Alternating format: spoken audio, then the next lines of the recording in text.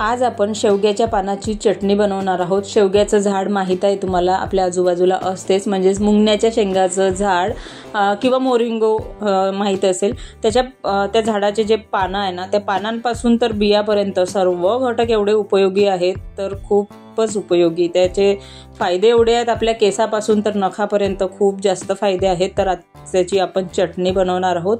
त्यासाठी मी इथे शेवग्याचे पानं चांगले स्वच्छ धुवून घेतले। त्याचे पानं असे बारीक बारीक असतात, थोडासा इथे तुम्हाला कंटाळा येऊ शकतो, पण काही हरकत नाही। थोडेसे जे शेंड्यावरचे पानं असतात ना, म्हणजे कोवळे असे, ते पानं वापरण्याचा प्रयत्न करा, एकदम जरड पानं वापरू नका। बघा अशा प्रकारे मी इथे स्वच्छ धुवून छान घरामध्येच सुकवून घेतला फॅन खाली। उन्हामध्ये बिलकुल वाळवू नका, उन्हामध्ये वाळवल्याने त्याच्यामधलं जे व्हिटॅमिन ए आहे ते नष्ट होऊ शकते। सो इथे मी सर्व शेवग्याचे जे पानं आहे चांगले स्वच्छ धुवून सुकवून घेतले घरामध्ये, छान त्याचे बारीक बारीक तोडून घेतले। आता इथे आपल्या गार्डनमध्ये आहे कढीपत्ता, सो याच्यामध्ये आपण थोडासा कढीपत्ता वापरणार आहोत। तर बघा मी अशी दांडी तोडली, तर हे दांडी तोडल्यामुळं काय होते की तिथनं जे आहे ना मस्त असे फडताडे फुटतात आणि आपले झाडाचं जो आहे बुशी होते। असो चला, इथे मी कढीपत्ता आता तोडून आणला, तो स्वच्छ धुवून छान असा कोरडा पुसून घेतलेला आहे। आता कढीपत्त्याचे पानं मी इथे तोडून घेते आणि थोडंसं तुम्हाला असं पाणी वाटत असेल त्याला, तोपर्यंत मी इकडे दुसरा मसाला भाजेपर्यंत याला कपड्यामध्ये छान गुंडाळून ठेवलं, म्हणजे त्याला पाणी राहणार नाही। आता एका कढईमध्ये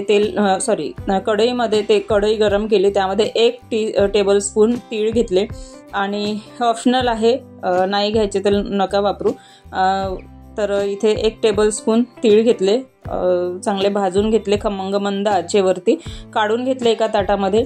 नंतर 2 टेबलस्पून इथे मी घेतलेला आहे खोबरा किस, सुक्या खोबऱ्याचा किस आहे, तो सुद्धा चांगला असा मंद आचेवरती परतून घ्यायचा, तो सुद्धा एका प्लेटमध्ये काढून घेतला। आता हे तुम्ही प्रमाण थोडंसं कमी जास्त झालं तर चालेल, काही हरकत नाही। इथे 1/4 कप मी शेंगदाणे घेतलेले आहेत आणि याला चांगले असे मंद आचेवरती चांगले असे भाजून घ्यायचे, चांगले फुटतात तोपर्यंत भाजून घ्यायचे आणि भाजल्यानंतर ते सुद्धा एका ताटामध्ये काढून घ्यायचे आहे। आता अगदी थोडंसं चमचाभर तेल मी घेतलं आणि एक लसणाचा गाठा सोलून घेतला आणि त्या लसणाच्या कळ्याचे तुकडे करून घेतले, म्हणजे बारीक असे, आणि चांगले मंद आचेवरती हे सुद्धा भाजून घेतलेले आहेत। मस्तपैकी असे थोडासा जो आहे ब्राऊन असा कलर आला तर तोपर्यंत याला असं मस्त भाजून घ्यायचं, ते सुद्धा एका ताटात काढून घेतलेलं आहे। नंतर 1 टीस्पून जिरे घेतलं। आता याला नाही भाजलं असलं तरी चाललं असतं, पण मी कढई थोडी गरम होती त्यामुळे त्यामध्येच थोडेसे ते भाजून घेतले, ते सुद्धा काढून घेतलं जिरं।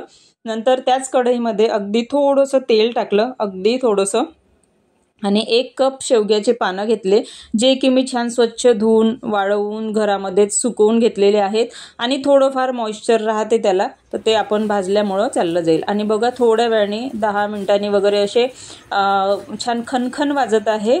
आता मी तुम्हाला आवाज नाही ऐकवू शकत, कारण की आमच्या आजूबाजूला भरपूरचं असं काम चालू आहे, सो आवाज भरपूर येईल।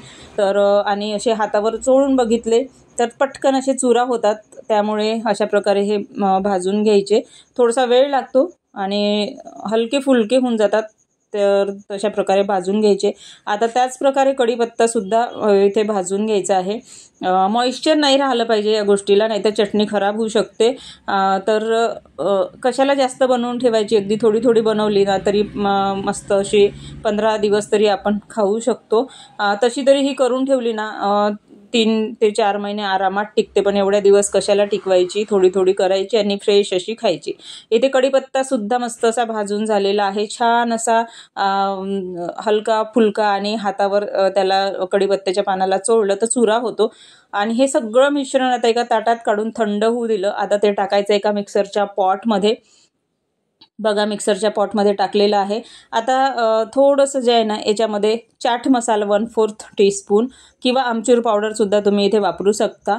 थोडंसं चवीनुसार, थोडंसं म्हणजे चवीनुसार मीठ, 1 ते 1.5 टीस्पून तिखट टाकलं, तुम्ही आपल्या आवडीनुसार इथे कमी जास्त करू शकता। आणि आता याला मिक्सरला मस्त असं फिरवून घ्यायचं. मस्त म्हणजे याला पल्स मोडवर कमी जास्त असं करत फिरवायचं आहे.